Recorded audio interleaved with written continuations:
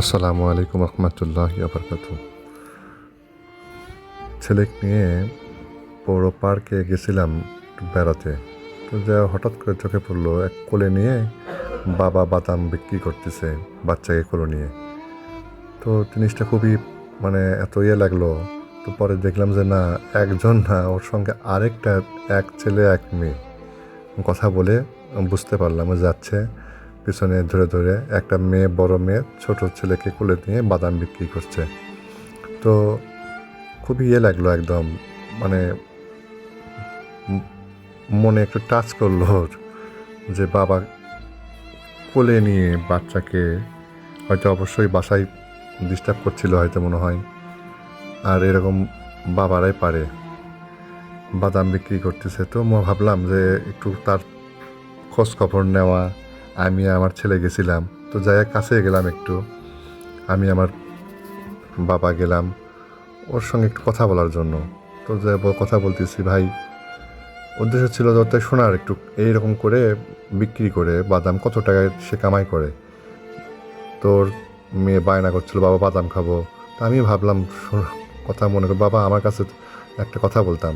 তো ভাইকে, ভাই আমার কাছে তো টাকা পয়সা নাই, তো আমার ছেলে তো বাদাম খেতে ইচ্ছে করছিল, তো একটা দিবেন কি একটা, পরে দেখা হলে আপনাকে টাকা দিয়ে দিবনি। তো এরকম করে আর কি ওর মনটা পরীক্ষা করলাম, দেখি যে না, ওর বাচ্চাকে একটা দিল, আর কোলে আছে তাই একটা চাচ্ছে।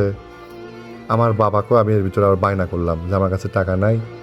তো ও বলতেছে ভাই ভাই সমস্যা নাই ভাই। তো ওনাকে বললাম, শুনলাম ওর থেকে যে আপনার কত টাকা আপনার ইনকাম হয়। সে বলল যে ভাই হয় যায় 300 টাকা 200 টাকা হয়। তো আমার তো সেই অ্যাবিলিটি আমার নাই। মন তো হচ্ছিল যে একদম অনেক কিছু করার জন্য তাদের জন্য। তো ভাবলাম যে একদিনের কামাইটা অন্তত তাদের যদি দিতে পারতাম। তো তার আগে আমি একটু মন পরীক্ষা করলাম যে ভাই একটা বাদাম খেতে ইচ্ছে করছে বাচ্চার, তো একটা বাদাম দিবেন কি, পরে দেখা হলে আপনাকে দিয়ে দিব আপনাকে।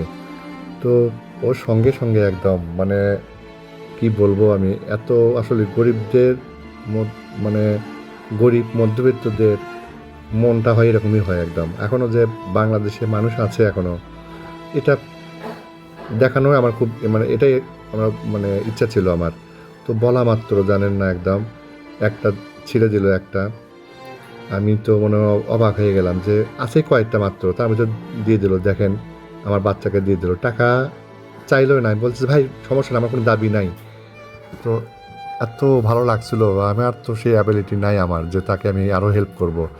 সে বলল যে তার বাচ্চাকে মাদ্রাসায় দিয়েছে, মেয়েকে ছেলেকে তাই করবে, মাদ্রাসায় দিবে, এবং বলতেছে আমার জানাজা যেন আমার ছেলেই পড়াতে পারে, আমারও নিয়ত আছে এরকম একটা ইনশাল্লাহ। এত ভালো লাগছে জানেন না, কি বলবো আমি একদম ভাষায় বোঝাতে পারতেছে না। দিলটা যদি খুলে যেত, কলিজাটা খুলে দিতে পারতাম, তা কম হতো একদম। এরকম মানুষদের পাশে দাঁড়ানো দরকার আমাদের। তো যাই হোক, আপনারা দোয়া করবেন।